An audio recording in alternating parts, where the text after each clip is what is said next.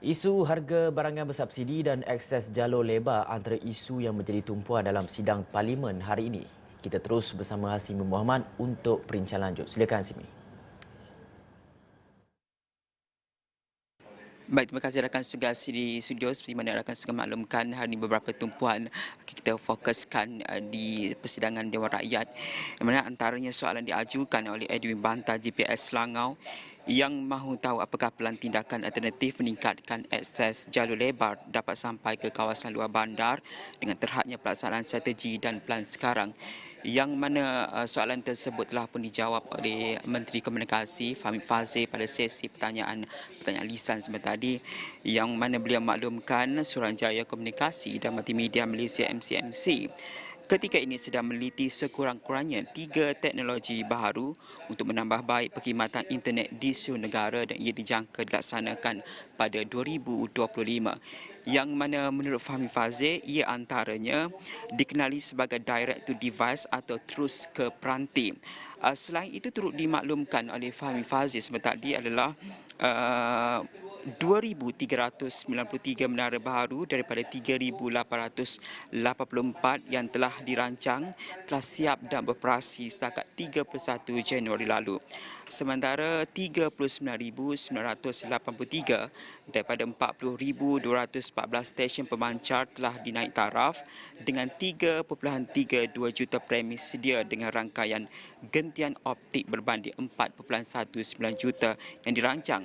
Dan selain itu, dia turut maklumkan sehingga 15 Mac sebanyak 658 infrastruktur jalur lebar jenis Point of Present atau POP bagi fasa 1 telah siap di seluruh negara, manakala 335 daripada 3,663 bagi fasa kedua. Dan ini menjadikan 124,810 premis tersedia dengan sambungan gentian optik untuk dilangani oleh komuniti setempat. Kita dengarkan apa dimaklumkan oleh Menteri Komunikasi Fahmi Fadzil.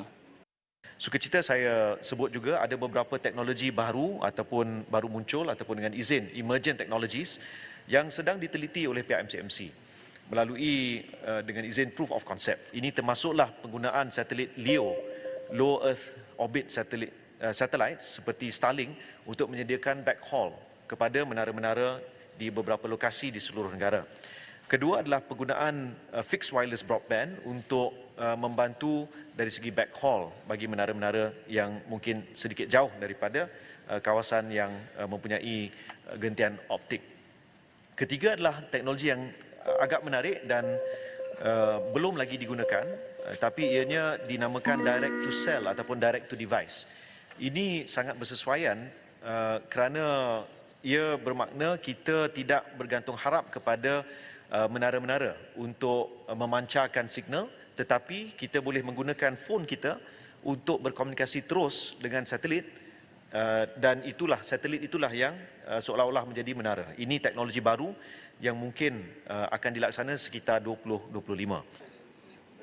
Untuk jam ini juga kita mahu memberi tumpuan kepada soalan yang diajukan oleh Datuk Mas Ermiati Samsudin PN Masjid Tanah, khususnya soalan tambahan berhubung penamatan pemberian subsidi tepung gandum kegunaan am yang mana telah pun dijawab oleh Kementerian Perdagangan Dalam Negeri dan Kos Sara Hidup KPDN bahawa kementerian itu menafikan pemberian subsidi tepung gandum kegunaan bernilai 40 juta ringgit telah pun ditamatkan, yang mana timbalan menterinya Fuziah Saleh berkata peruntukan bagi tujuan itu sebenarnya dialihkan ke butiran perbelanjaan program Payung Rahmah membabitkan dana keseluruhan 200 juta ringgit. Dan Fuziah turut maklumkan bahawa dana bernilai 40 juta ringgit bagi pemberian subsidi barang itu tidak pernah dituntut sebelum ini. Kita dengarkan apa dikatakan oleh Timbalan Menteri KPDN berhubung perkara tersebut. Iaitu subsidi tepung gandum kegunaan am 40 juta ringgit. Pada bajet 2024, butiran ini tiada, ya, dan ditanya dalam Dewan ini daripada ahli yang berhormat, sebab itu saya menggulung peringkat jawatankuasa. Check Hansen, sebab saya ada jawab 40, saya ingat Rasah yang bertanya. Ya, betul. 40 juta itu ada, tetapi di bawah butiran Payung Rahmah.